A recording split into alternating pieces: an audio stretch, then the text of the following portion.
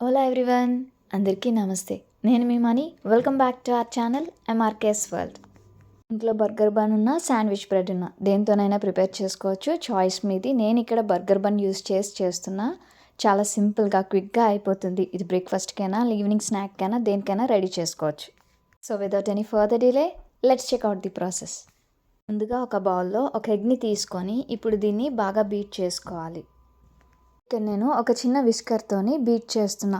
మీకు దేంతో కన్వీనియంట్గా ఉంటే దాంతో చేసుకోవచ్చు, ఫోర్క్తోనైనా చేసుకోవచ్చు.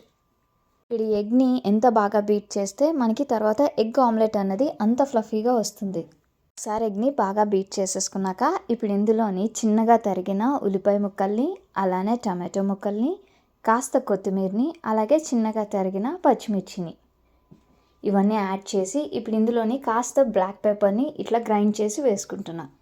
ఒకసారి బ్లాక్ పెప్పర్ని యాడ్ చేసేసాక ఇప్పుడు ఇందులోని రుచికి సరిపడగా సాల్ట్ని యాడ్ చేసి అలానే చిటికెడు గరం మసాలాను కూడా యాడ్ చేసుకుంటున్నా. ఇప్పుడు ఇవన్నీ బాగా మిక్స్ అయ్యేలాగా ఇంకొకసారి బీట్ చేసి కలిపేసుకుంటున్నా.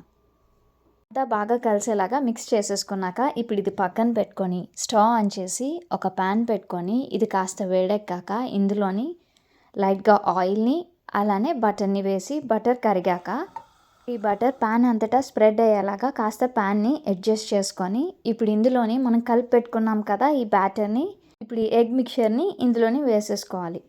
ఇప్పుడు ఈ ఆమ్లెట్ మొత్తం అంతటా స్ప్రెడ్ అయ్యేలాగా కాస్త ప్యాన్ని అడ్జస్ట్ చేసుకోవాలి. ఇలా ఆమ్లెట్ ప్యాన్ అంతటా స్ప్రెడ్ అయ్యేలాగా చేసుకున్నాక ఇప్పుడు ఈ ఆమ్లెట్ పైన ఈ ఆమ్లెట్ అన్నది కాస్త వెట్గా ఉండేటప్పుడే బర్గర్ బన్ని ఇలా హాఫ్గా చేసుకొని దీనిపైన ప్లేస్ చేసుకోవాలి.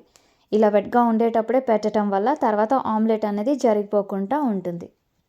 తర్వాత బర్గర్ బన్తో పాటు ఇది ఫోల్డ్ చేసి పట్టుకొని తినడానికి కూడా వీలుగా ఉంటుంది. ఇప్పుడు ఒకవైపు వేగిపోయాక స్లోగా రెండో వైపుకి ఫ్లిప్ చేసి రెండో వైపు కూడా వేగనివ్వాలి.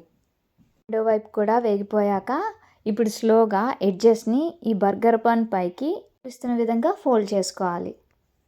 ఇలా రెండు వైపులు ఉన్న ఎడ్జెస్ని బర్గర్ బన్ పైకి అడ్జస్ట్ చేసుకున్నాక ఇప్పుడు ఈ బర్గర్ బన్ని ఈ విధంగా తీసేసుకొని ఇప్పుడు దీన్ని ఒక ప్లేట్లోకి తీసేసుకున్నా.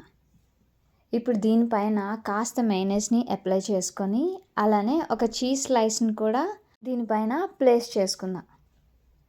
ఇప్పుడు అలానే కాస్త లెటర్స్ని కూడా దీనిపైన పెట్టుకొని ఇప్పుడు దీనిపైన ఎల్లో మస్టర్డ్ అని ఉంటుంది, ఈ ఎల్లో మస్టర్డ్ని కూడా దీనిపైన కాస్త అప్లై చేసుకొని అలానే ఒక 2 టమాటో స్లైస్ని కాస్త కెచప్ని అన్నీ ఇవే ఆర్డర్లో ప్లేస్ చేయాలని కానీ లేదా ఇవే ప్లేస్ చేయాలని కానీ లేదు. మీకు నచ్చినవి వీటి మధ్యలో పెట్టుకొని ప్లేస్ చేసుకొని అరేంజ్ చేసుకొని తినచ్చు. అంతేనండి, చాలా క్విక్గా అయిపోతుంది. ఇదే ప్రాసెస్ని ఇంట్లో శాండ్విచ్ బ్రెడ్ ఉంటే దాంతో కూడా ట్రై చేసి చూడండి, అలా కూడా చాలా బాగా కుదురుతుంది.